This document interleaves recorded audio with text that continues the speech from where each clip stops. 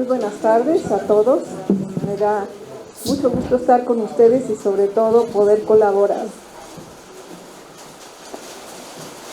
en estas jornadas, un poquito con la experiencia que tengo desde una perspectiva un tanto distinta. Parece que no se oye, ¿eh? ¿Ahora se oye mejor? No. Sí, ¿por qué no se oye? Y luego el ruidito de la...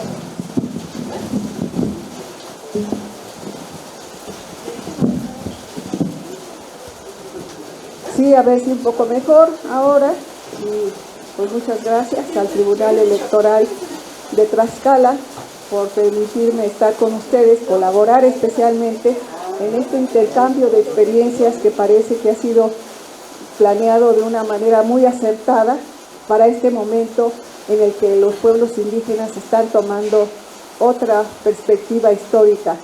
Se les ha reconocido a través de la lucha que han realizado de muchos años, culminado con la lucha zapatista, pero venía de un proceso ya un poco más largo, culmina ahí en una claridad de los zapatistas de lo que iba a significar el tratado, en primera, y cómo les iba a afectar a sus territorios. Creo que es una cosa importantísima porque actualmente ya lo estamos viendo. Entonces, esto es lo que nosotros hemos trabajado a partir de primero de establecer la consulta, pero yo les hablo de la Ciudad de México. Aquí es muy importante porque vamos a hablar de unos pueblos indígenas con una particularidad. Yo quiero decirles que los pueblos originarios de la Ciudad de México tienen una particularidad. Primero, que nunca han perdido su ser pueblo. Pese a todos los embates de la urbanización, ellos no han perdido su identidad y se reconocen como pueblos. ¿Cuál es el detalle aquí?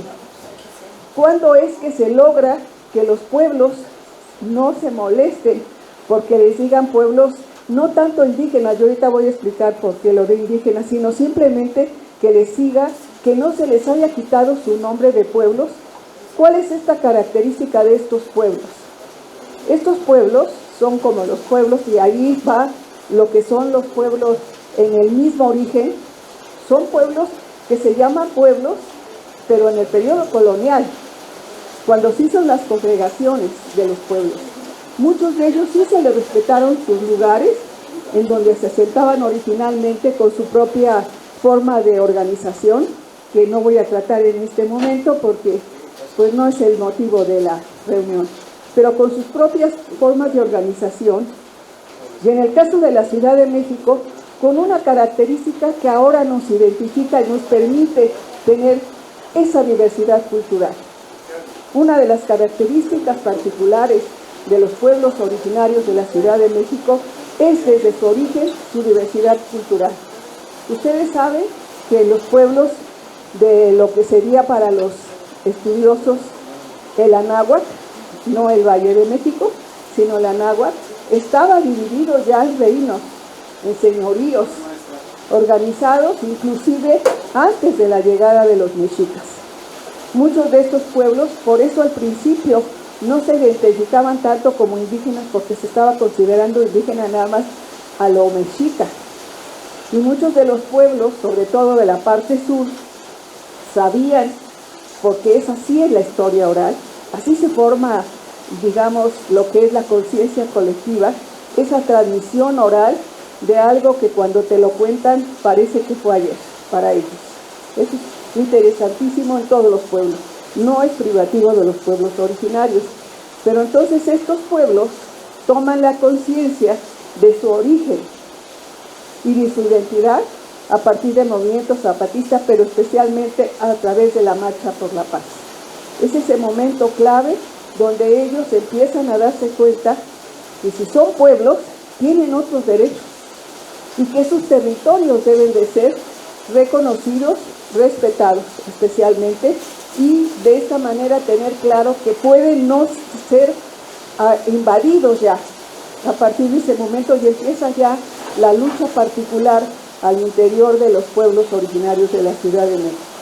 Muy acompañado, y esa es la característica de estos pueblos de la Ciudad de México, con las comunidades indígenas residentes que en ese momento en la Ciudad de México se llamaban los migrantes indígenas. Esos migrantes indígenas que movieron muchísimo todo el movimiento de lo que sería la parte de la resistencia indígena, vamos a ver, tuvo un papel muy importante, pero porque se abrió la coyuntura con el nuevo gobierno de Cuauhtémoc Cárdenas. Ahí empiezan a hacerse los espacios públicos. Yo sí quiero que se tome en cuenta también, a la hora que hacemos los análisis, qué papel ha jugado algunas de las instituciones para que los pueblos originarios estén en el momento que están ahora. Eso es muy importante. Entonces, estos pueblos, que son los que me voy a referir, aunque la experiencia que voy a hablar no nada más es de los pueblos originarios, hablaré de una y otra que me pidieron también que les comentara, una en Chiapas, donde estos pueblos empiezan a tomar conciencia y empiezan a leer, a saber y reclamar cuáles son nuestros derechos. Uno de los primeros peritajes, ahora sí ya hablemos para resumir, porque si no, no me va a dar tiempo. Pero ese es el origen de los pueblos originarios.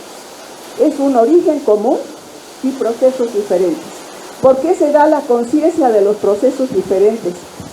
Porque afortunadamente de uno de los comuneros de Milpalta, porque en la Ciudad de México existen comunidades, existen comuneros y existen ejidatarios todavía en algunas partes. Y existe la conciencia y la memoria de que en algunos pueblos hubo ejido y hubo comunidades, hubo terreno comunal. Y eso le da esa unidad y esa identidad. Aquí hablamos mucho de la identidad de los pueblos, es un eje de análisis para nosotros muy importante, a través de la memoria. Es como nosotros lo hemos estado manejando, y no quisiera entrar un poco en la parte académica de decirles todo el marco teórico, sino más bien irme un poco hacia la fundamentación jurídica, porque de esta manera pienso que podemos aportar un poco y establecer un diálogo más propicio para el momento, ¿no? Entonces, estos pueblos toman esa conciencia y empiezan a saber que ellos, como pueblos, empiezan a tener derechos después del 2007. ¿Por qué después del 2007? Porque en el 2007 se crea la Asamblea Legislativa y surge por primera vez la Comisión de Pueblos Indígenas, en donde se empieza a luchar porque se haga una ley en donde reconozcan sus derechos, pero derechos como pueblos indígenas. Pero nada más los derechos eran derechos culturales en un primer momento. Pero como ya la gente, afortunadamente, de los indígenas que estaban allá, conocían parte de sus derechos, no permitieron que la primera ley que se iba a plantear para ser aprobada se llevara el curso normal si no había una consulta. Entonces empieza la lucha de todas las comunidades indígenas y de algunos pueblos que empezaron a tomar conciencia de que eran pueblos también, pero ¿por qué no se llamaban pueblos originarios? Porque los compañeros comuneros, como les estaba yo comentando, Milpalta, van a las mesas de los acuerdos, que es donde se llegó al acuerdo de San Andrés, y ellos en la práctica se dan cuenta que no son exactamente como los pueblos indígenas, pero sí saben que tienen un origen indígena y que la formación de los pueblos, como lo de los pueblos que todos, es una formación colonial. El nombre de pueblo es un nombre colonial y una organización colonial, y esto de los municipios es una organización colonial, no es una organización del pasado, nuestro glorioso pasado prehispánico, no. Ellos sabían, esa forma organizativa social sí se logra conservar y no se transforma mucho porque no pierden su sentido de comunidad, y eso es muy importante y no lo han perdido. Entonces por eso es que hay esa diferencia, ¿no? Y empiezan a luchar junto con las comunidades indígenas, porque para hacer una ley que lo reconozca en la Ciudad de México, se reconoce a los pueblos originarios, pero también a los indígenas, pero ya reclaman que no son migrantes indígenas. Ellos son, en dado caso, comunidades indígenas, porque hay el claro sentido de las comunidades indígenas. Nosotros no tenemos territorio aquí. Sí somos mexicanos. Ese es otro detalle importantísimo. En ningún momento los pueblos indígenas han querido dejar de ser mexicanos. Siempre se han mantenido todas sus luchas dentro de esa legalidad. Y eso nada más les da la oportunidad, en el caso de por lo menos de la Ciudad de México, que lo que su interés es fundamentalmente que se les reconozcan sus derechos, primero los derechos culturales, que son los derechos fundamentales. Pero en la medida en la que se apoyan, si me pasas la siguiente, por favor, y aquí es donde quisiera yo empezar a ver cómo nos unimos en esas concepciones, en cómo nosotros, para fundamentar algo que está muchas veces a petición de las indígenas, acudimos a esta fundamentación, que es común. ¿Pero por qué es común? Porque además aquí una de las cosas que se toma, que yo quisiera que se considera muy bien, es que tiene los postulados básicos de esto. Esos postulados básicos son los que animaron mucho a que los pueblos originarios, sin tener mucha, sobre todo no, hay mucha gente que está muy preparada en los pueblos originarios y en los pueblos indígenas ahora.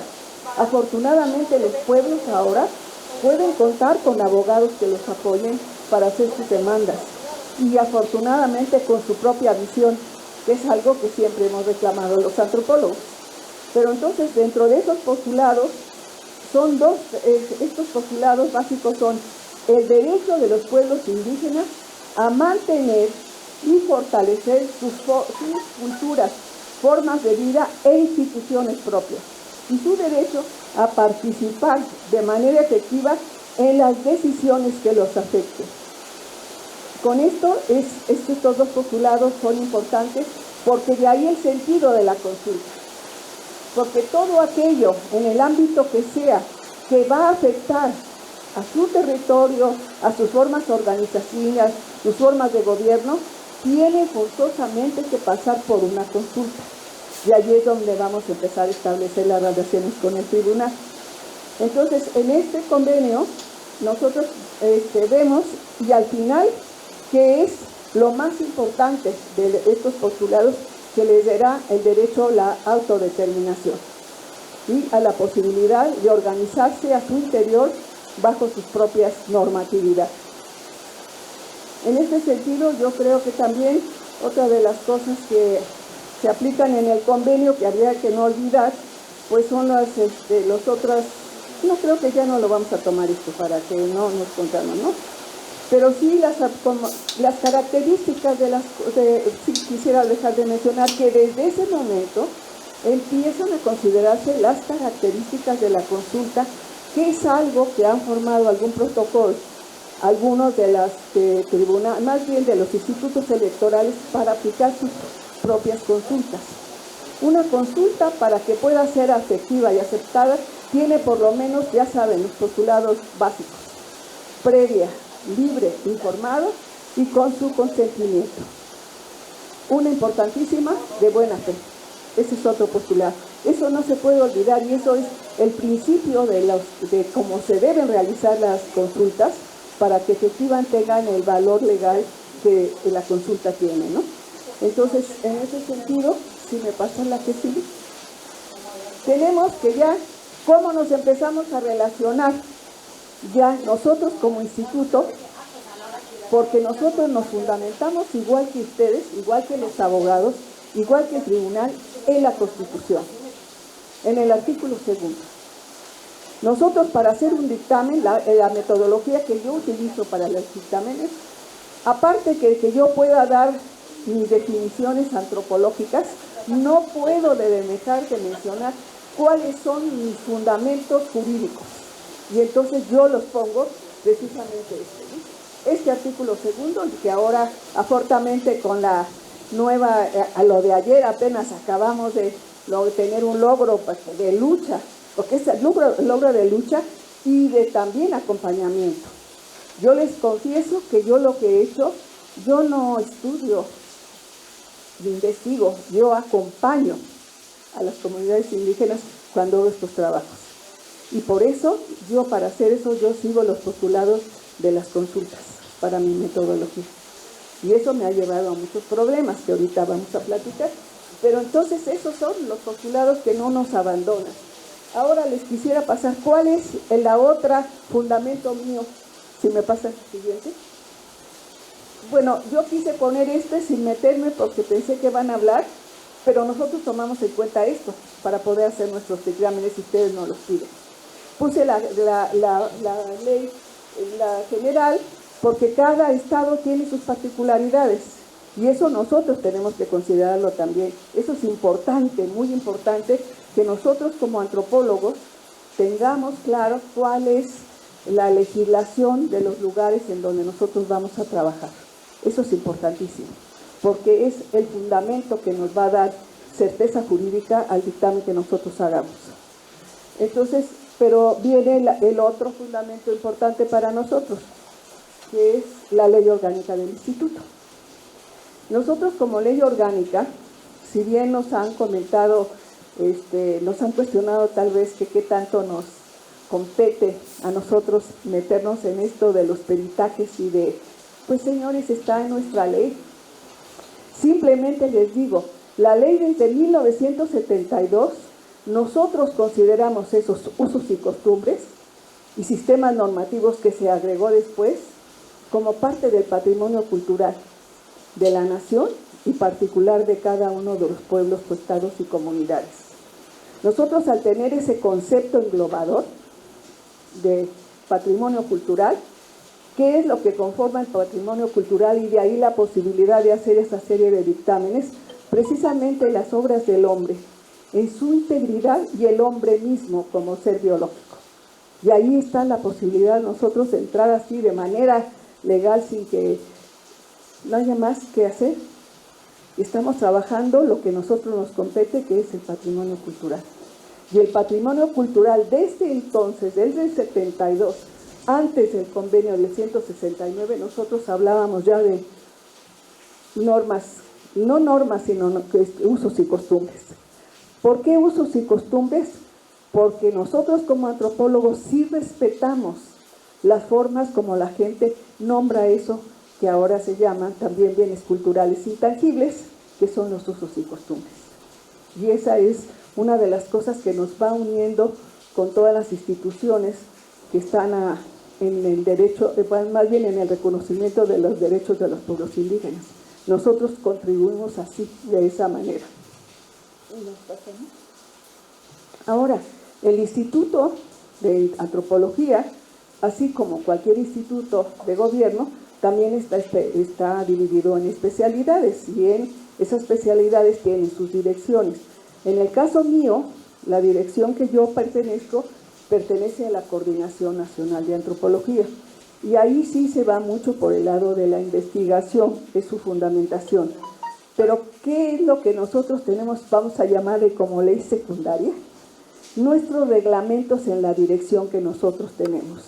Y nosotros, en la dirección que tenemos, uno de nuestros objetivos y de nuestros compromisos es atender a todas instituciones, públicas o privadas, y ahorita van a ver el sentido de la definición que yo tomo, que nos soliciten algo que tenga que ver con el patrimonio cultural, y en este caso estamos hablando de los usos y costumbres y sistemas normativos.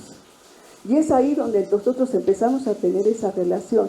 Pero lo más importante, me parece, también, es que las comunidades indígenas, los pueblos indígenas, los pueblos originarios, conozcan esta reglamentación, estas fundamentaciones jurídicas, porque es la manera como ellos se integran a una nación que nunca han dejado de pertenecer, ni nunca han planteado ser independientes.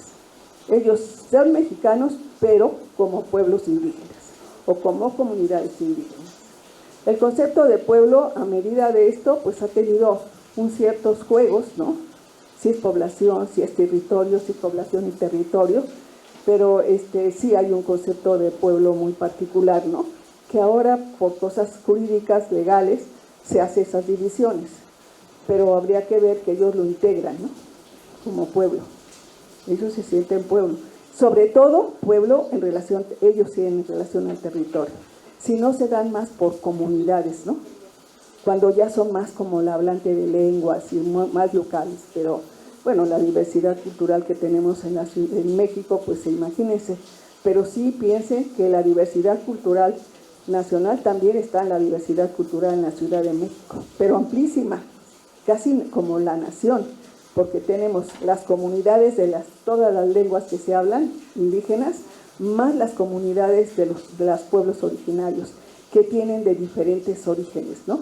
Estamos acolgoas, tenemos tepanecas de este lado, tenemos todas las tepanecas del lado oriente, poniente, tenemos ciertos náhuatl, los xochimilcas, que no son mexicas, los acolcas, en fin, tenemos esa gran diversidad, no es la idea ahorita mencionar tanto, pero pues más o menos para que se vean que desde su origen, ahora sí, la Ciudad de México, la náhuatl, ha sido cosmopolita, ha sido diversa culturalmente.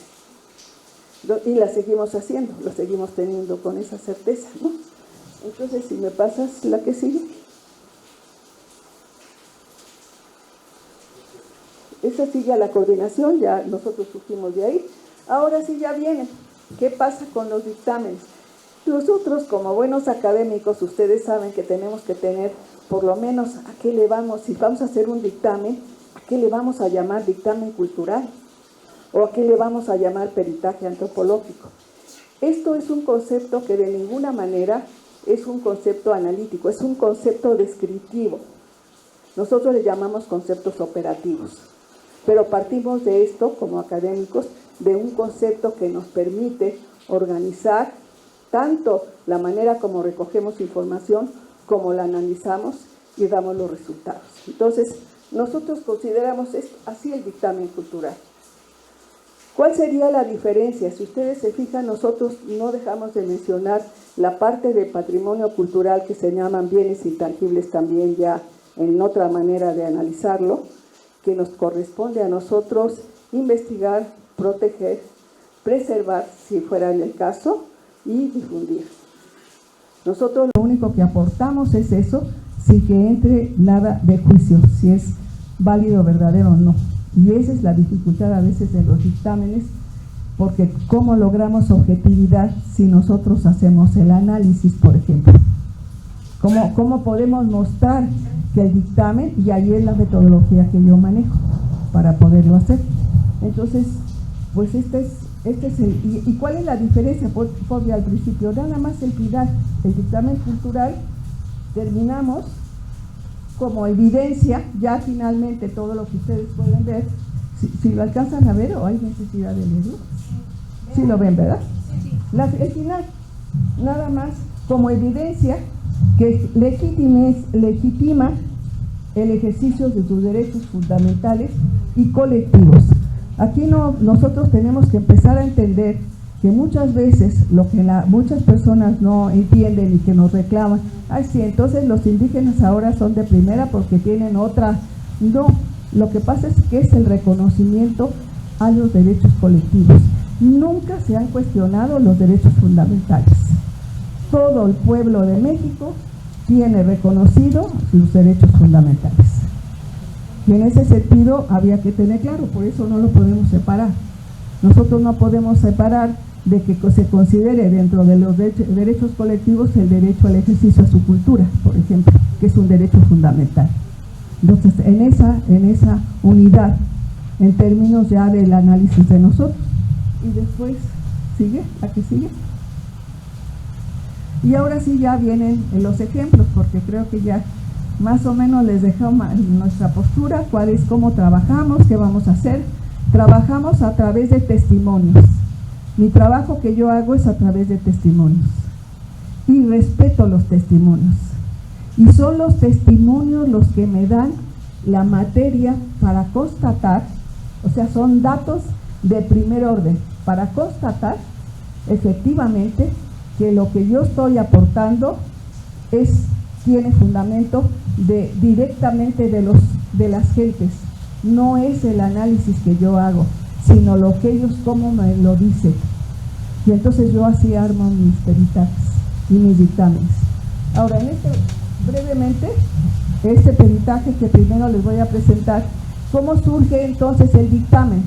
Porque estos compañeros que son del pueblo de San Jerónimo, Aculco-Lírice, acababan de luchar porque se les reconociera como pueblo, querían que se les reconociera, todavía no estaban claros como pueblo, pero lo que le estaba reclamando al Instituto Electoral es que a la hora de hacer las divisiones, de las demarcaciones, habían alterado el límite de su pueblo, los habían juntado con una colonia y nomás eso no aceptaron. Ni se les explicaba, pero es virtual, pues ni virtual. Nosotros queremos que se nos respete nuestro territorio.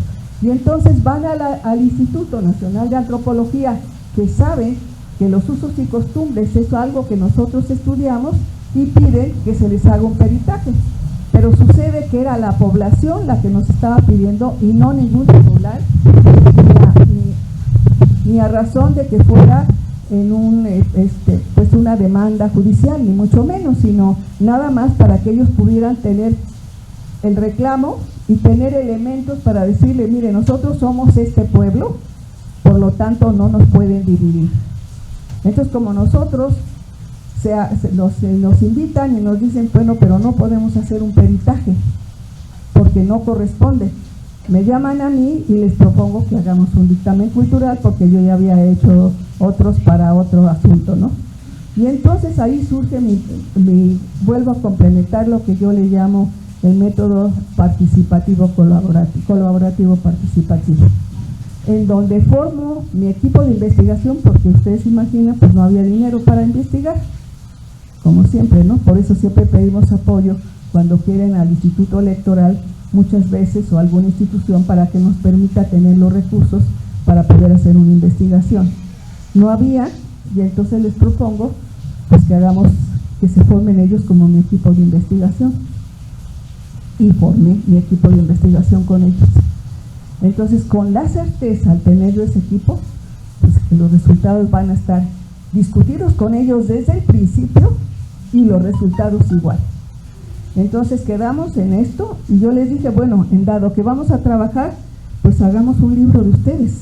Y luego pues también salió un libro, lo cual pero con ellos. Y una cosa sí es cierta, piensen que como ya hemos dicho, en los grupos humanos no todo el mundo está de acuerdo. Entonces pues sí, hay divisiones hay mucha gente en la Ciudad de México que no quiere que ellos vivir en un pueblo, casi se ponen a llorar porque les dicen, tú vives en un pueblo, no, es una colonia. Sí, es real, es real.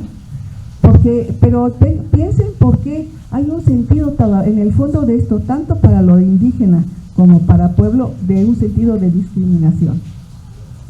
Ahí queda claro, no hay más. No, y de veras, no se me han puesto medio bravos algunos, porque ¿cómo? Imagínense, les voy a dar un dato. Yo vivo en lo que podría ser una colonia, la colonia del Valle, que es una colonia de clase media alta, y nada, señores, que yo la parte que vivo, pues fue un barrio colonial que se llama Actipan. Y entonces, la gente, ¿cómo logró la gente recuperar su nombre de Actipan? Así se llama donde yo vivo. Yo no nací ahí, desgraciadamente, no vengo a presumirles, no, yo no nací ahí. Pero lograron porque aparecen en un mapa colonial y ahí no hubo pierde. Aquí estamos ubicados, aquí está Río Churubusco, aquí dice Actipan. Y les tuvieron que dar el reconocimiento el Tribunal Electoral, por cierto, no el tribunal. Creo, sí, déjame recordar quién fue, sí, ¿no? Sí, fue el Instituto Electoral el que le reconoció para poderlo, porque hay una organización de distribución de recursos diferentes, porque están las asambleas vecinales y las consultas vecinales. Y aquí otra pelea, no es una consulta vecinal, es una consulta indígena, donde tiene que haber como resultado una aceptación de lo que del proyecto que se está haciendo, lo que se está haciendo. En lo otro, casi a veces estas consultas ciudadanas resulta ser como casi unas consultas de opinión. Sí, bueno, pues sí opinan muy bien todos, pues que bien, muchas gracias, ¿no? Pero no son vinculantes. Esa es la diferencia. Entonces, pues hacemos esto y hacemos con esta metodología.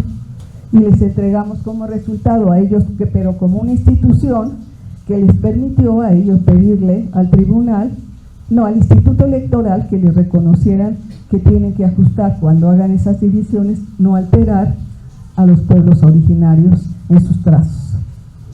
Y gracias a estos reclamos, el Instituto Electoral de la Ciudad de México ha desarrollado una metodología muy apoyada por la metodología que se usa, en la que yo, pues tengo muchos años, como notarán, participé en el mecanismo, una consulta que se llama una consulta indígena en la Ciudad de México, que es así, con esas características que le digo. Pero miren el proceso de las consultas para decirles cómo son en la Ciudad de México y cómo, bueno, pues pretendimos nosotros así trabajar. Se hace primero la convocatoria, pero además de esto, primero el Instituto Electoral tiene registrados de preferencia las autoridades tradicionales muchas veces de los pueblos, o no tradicionales, simplemente las autoridades. Como somos muchos, la consulta no se puede hacer en una asamblea como en un pueblo, ¿no? Sino se tiene que hacer a través de las autoridades, como lo marca también la ley. Se hace la consulta a través de las autoridades. Se les informa, se hace primero la convocatoria. Si la convocatoria no está bien hecho, que no sea suficiente, que hay reclamos, se viene para abajo la consulta, que va desde cómo se convoca. Segunda, se llama a esa primera asamblea informativa. Esa primera asamblea informativa se avisa a todos y después estas autoridades regresan a sus comunidades, presentan la propuesta, discuten la ley, hacen sus comentarios y regresan a la siguiente asamblea con todos esos ya comentarios para ya dar si aceptaron o no, pero es un proceso largo. Sí, tú lo sabes, porque hemos trabajado en eso.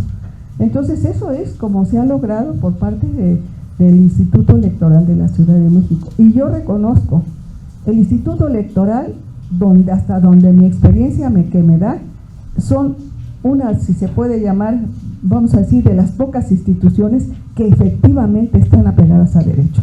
Y siempre ha sido su preocupación. Por eso nos invitan a veces a nosotros de esa manera, porque requieren constatar, y ahorita les voy a decir otra manera, pues ya no todavía como dictamen, entre dictamen y peritaje, que fue lo hicimos como dictamen para que se les reconociera también como pueblo. Porque ¿por qué le pide el Instituto Electoral ese dictamen, por ejemplo? Porque sí es cierto, reconocen que son pueblos, pero no es eso que ya nos pasaba en el siguiente que les voy a comentar. No es que nosotros les vayamos a decir si son indígenas o no. A Chihuahua, eso qué trabajo nos costó. Porque eso lo tienen que decir ellos, son en última instancia. ¿Quiénes son los que tienen su propia historia? Ellos, por mucho nosotros podamos hacer bibliografía y todo, pero eso no les sirve al Tribunal Electoral que nosotros les refritemos un libro. Pues ¿para qué? Pues mejor lo cogen ellos y para qué nos piden, ¿no? No es eso. Lo que ellos necesitan saber, hasta donde yo entiendo, es la vigencia de esas prácticas, de esas usos y costumbres. Es la vigencia. No que si están o no están, porque ya se les reconocieron, sino la vigencia, pero no nada más la vigencia, sino cómo se está ejerciendo esas normatividades. Y muchas veces nos piden también lo que sería ahora que le llaman el contexto, que puede ser desde la parte histórica. Hay veces que no nos lo mencionan con claridad, pero a veces sí hay una serie de preguntas, ¿no?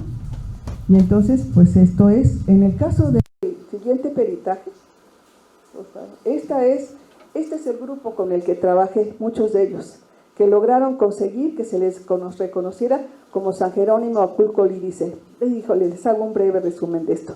Ellos tuvieron el nombre de Lídice porque en honor a ese pueblo que fue totalmente destruido en la Segunda Guerra Mundial. Y entonces, como hubo un compromiso de que en todos los países se iba a nombrar a uno de los pueblos con ese nombre en honor a la matanza que hizo Clete, de que aniquiló a toda la población, ellos, como estaban cerca de la escuela de guerra, pues se les aceptó ellos aceptaron sin tener claridad, pero les pretendieron quitar el nombre de Aculco. Entonces la pelea fue después porque recuperar su nombre como Aculco, pero decidieron que dado el nombre que tenían de Lídice era en honor a un pueblo así, con esas características, decidieron pues que también aceptaban ser Lídice. Ese es el origen de este nombre, que todavía hay pelea en eso. Y luego, este es el pueblo con sus prácticas de la fiesta patronal, como todo cualquier pueblo que se respete. Y luego, al final, pues ya les puse que hicimos una fiesta para entregarles. Como buenos mexicanos, al final, fiesta, con todo y música, ¿eh? Y ahí se les entregamos el dictamen. El segundo que les quería yo proponer es el de Oshuk. Eso sí, empezamos ya con los problemas realmente de comunicación. Yo digo de comunicación. ¿Cómo se da esto? A ver si, espero, no sé si puedo, a ver, no sé si tenga tiempo. A ver, si no, ustedes me paran. Porque sigue luego el de Citalá, que también estuvo bueno.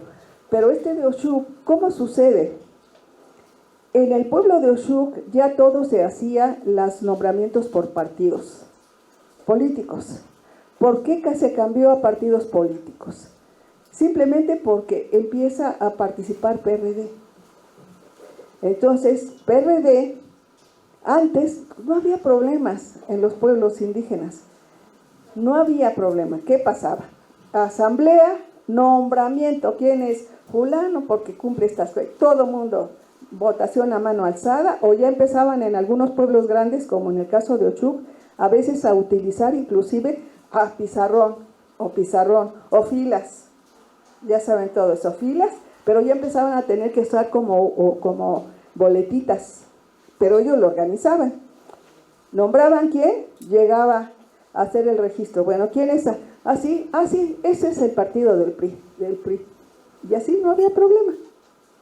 Cuando ya empieza PRD, entonces sí ya empiezan los problemas, ya empiezan las divisiones.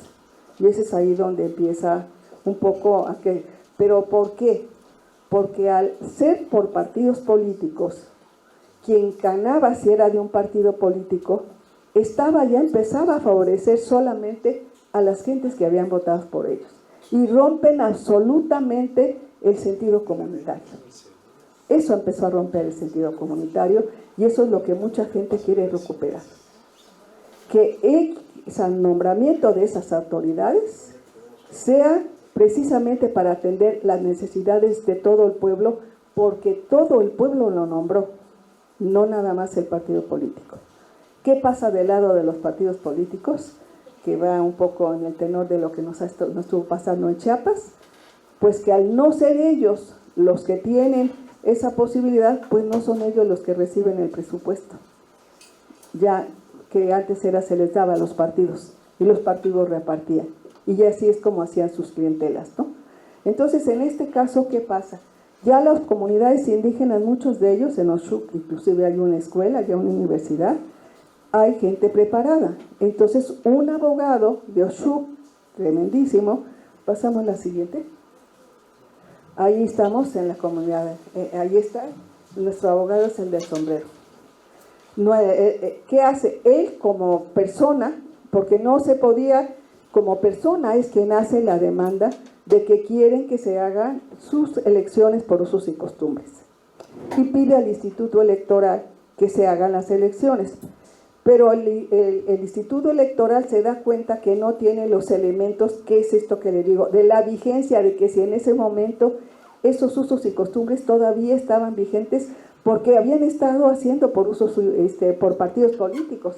Entonces, ¿dónde estaba la vigencia? Pues la vigencia está en el nombramiento de todas las otras autoridades. Entre ellas, importantísimo, que son pues los mayordomos en unos casos o los que organizan la fiesta, o los que organizan el comité del agua, en fin, otra manera de organizar, pero así se nombraban.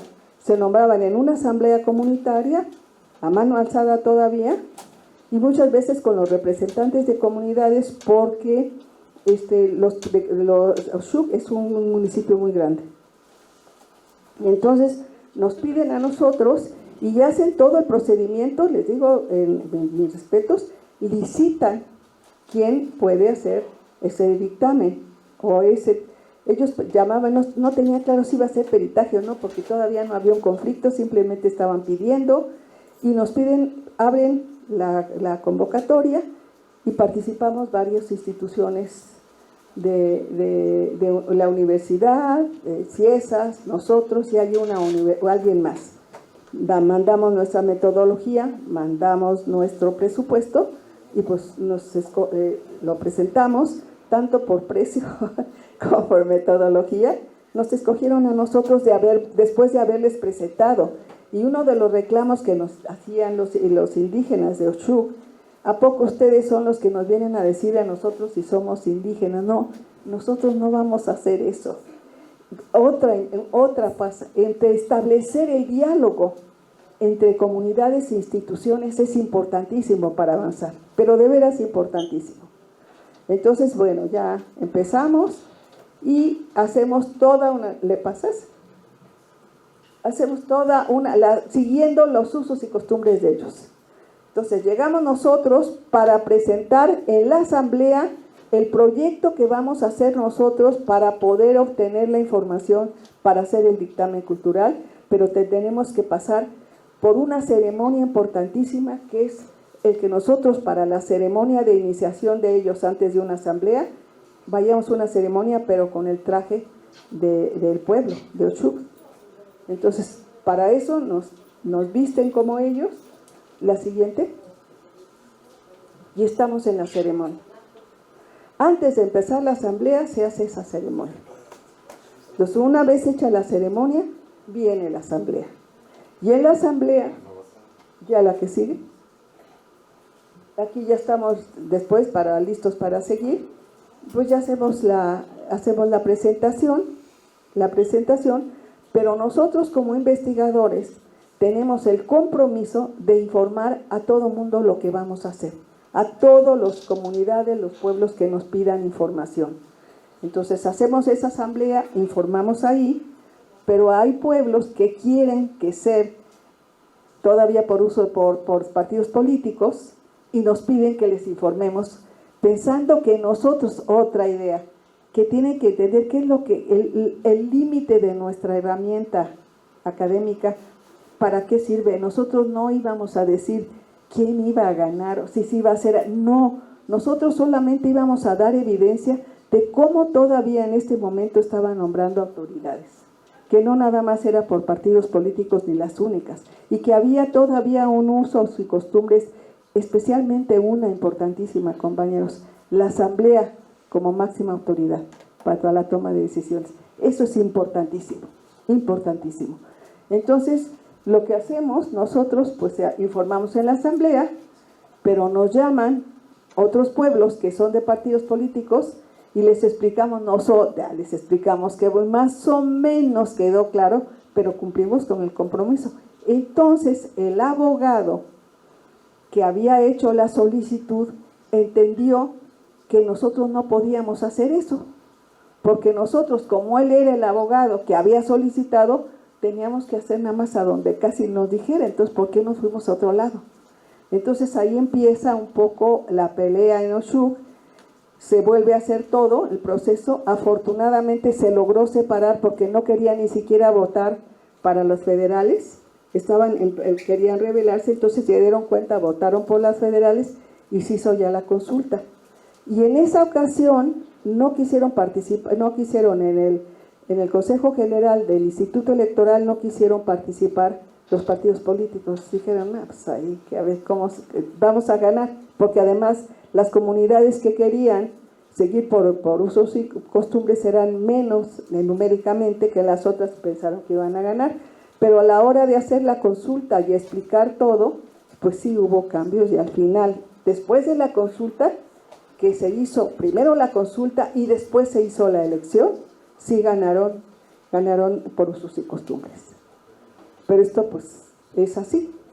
Pero lo más importante es que la relación que tenemos que tener las instituciones, el conocimiento de las comunidades y los pueblos indígenas, qué hace esa institución, cuáles son sus fundamentos, cómo nosotros estamos acompañando en el proceso, qué podemos aportarles, es muy importante. Por eso la información previa es fundamental, para el éxito desde la consulta hasta todo el proceso.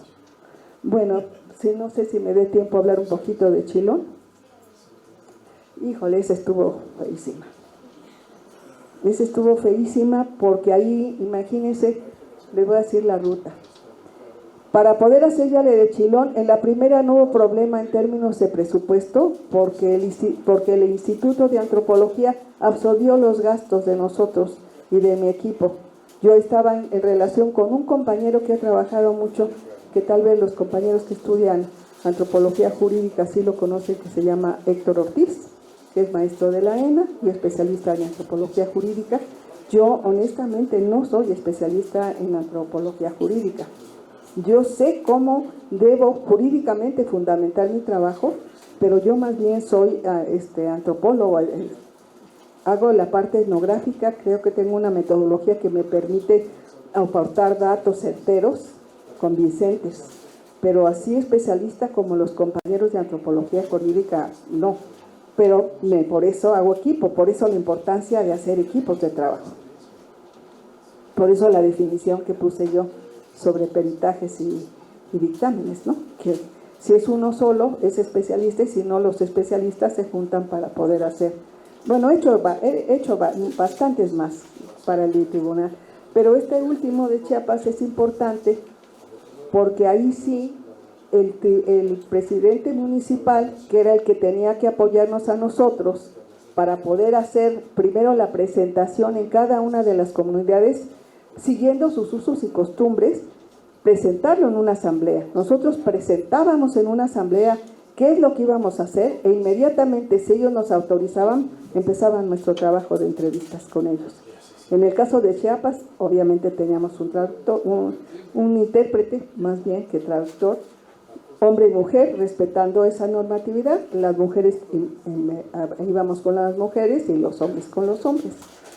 Pero entonces, el que era el presidente municipal era algo que creo que se le dice como chapulín o algo así, porque había sido PRI del Verde y en ese momento pues ya era de Morena. ¿Sí? Ya le tocaba, ¿no? Entonces, ¿qué hace él? Nos hace una asamblea a modo. Primero, no la hace en la plaza, no la hace en su finca cafetalera, porque además es algo que se ha dicho. Cuando yo conocí Chiapas, por eso acepté hacer ahí, había una división, sí, había una división entre lo que ya se sabe, ¿no? Entre la gente que tenía el poder político y la que tenía el poder económico y se aliaban. Ahora no. Ahora el que es presidente municipal es uno de los más ricos del pueblo y ese es el caso. Entonces nos hizo nuestra reunión a modo, pero como la solicitud en este caso había sido de un grupo que había nombrado paralelamente a su consejo comunitario, que era de parte de pues estas corrientes religiosas que ustedes ya saben, ¿no?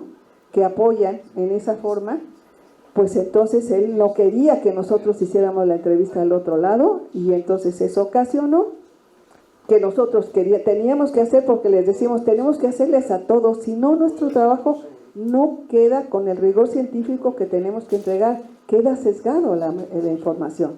No podemos a los que dicen sí, nada más vamos a decir a entrevistar a los que dicen sí y a los que dicen no. Tenemos que entrevistar a todos.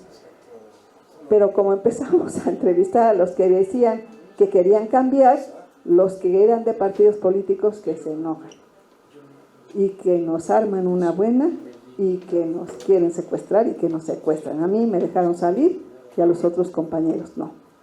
Entonces nosotros afortunadamente, aún en esa cosa a modo de parte de quienes que querían siguiendo los partidos políticos, pues hubo una asamblea con los representantes con una votación a mano alzada, pero ya pues orientada, ¿no?, hacia una cosa, pero el proceso seguía siendo el mismo, usos y costumbres, la manera como nombran a sus autoridades. Pero bueno, ya cuando nos secuestraron y que su documento no vale, bueno, todo lo que ustedes quieren, fuimos a dar al gobierno del estado reunión, derechos humanos, las comunidades, las ONGs por la paz, todo lo que ustedes ahí en la mesa, y entonces nosotros permítanos terminar bien el proyecto, lo podemos terminar con la información que tenemos, permítanos seguir haciendo las entrevistas a las comunidades que van por partidos políticos. Entonces, respuesta: nosotros no queremos el dictamen. Si ustedes quieren, vayan, pero nosotros no nos hacemos responsables si aparece algún antropólogo muerto ahí. Ni que el gobierno del estado no dijo nada, el tribunal no dijo nada, nadie dijo nada, y pues nosotros sí dijimos, mejor ya, creo que ya no queda. Pero todo esto, gracias, también tuvimos que hacerlo a través de un convenio, y es ahí las relaciones con las instituciones, para darle también una formalidad, la relación a través de un convenio entre el Instituto Nacional de Antropología y el Instituto de Elecciones y Participación Ciudadana del Estado Libre y Soberano de Chiapas. Pues ya creo que estoy a tiempo ya, ¿no? Ese sería todo.